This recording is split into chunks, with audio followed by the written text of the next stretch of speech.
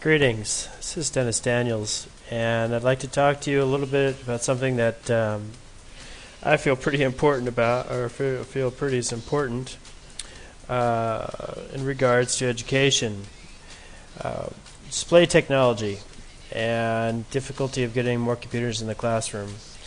What it comes down to essentially is an ironic situation in that the developed world has a very similar problem as the undeveloped world, especially in the classrooms. It doesn't have enough electricity.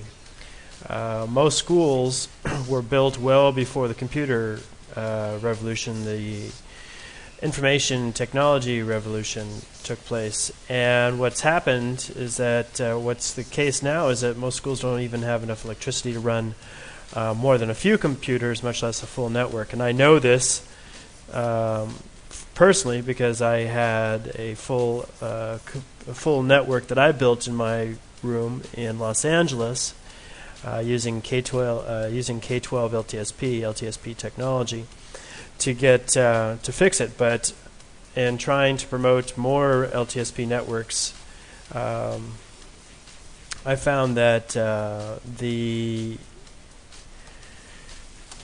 problem just did not go away because of LTSP and more or less free computers. The problem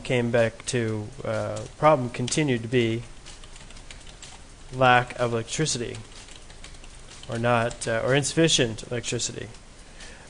So what I started poking around for is power over Ethernet technology, and I found some very exciting tools. Power over Ethernet promises to relieve quite a few burdens in terms of pulling charge or pulling a current off the network, or pulling current off of the electrical network.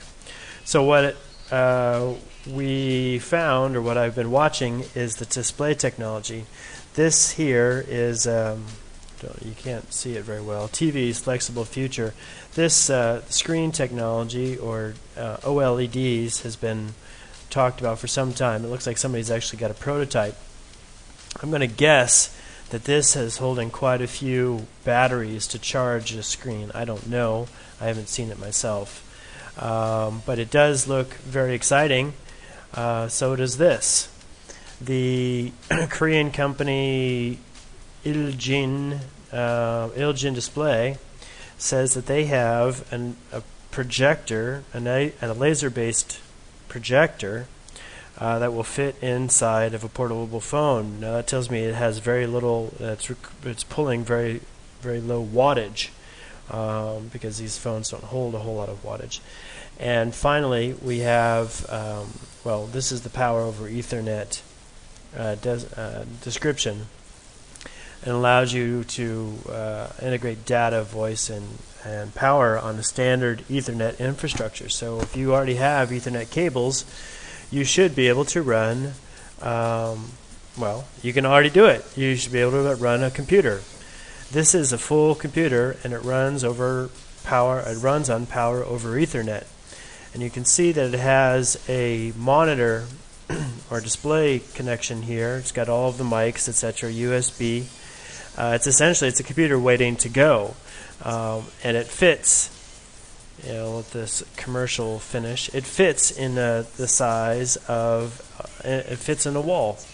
So if you have a strip technology, some way to connect all of your PCs onto a wall, you have just one connection. Now what it doesn't show here is that you actually need more power for this monitor, which I think is a crying shame, because the power that is required by the monitor is significant.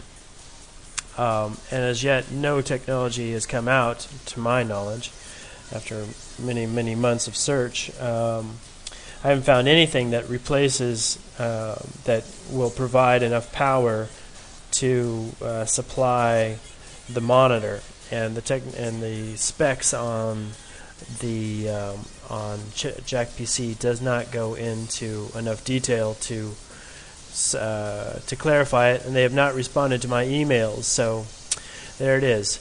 Long story short is that we can have quite a few computers in a classroom if we can get display technology to a wattage that will allow us to use power over Ethernet. Now, again, it's because most schools don't have enough electricity is that we don't have more computers in the classroom. And I know, again, from personal experience, more computers in the classroom, here's a bold statement, more computers, or rather a 1-to-1 computer ratio, 1-to-1 computer student ratio in a classroom can significantly improve student performance on standardized tests and improve upon their marketability in the workplace.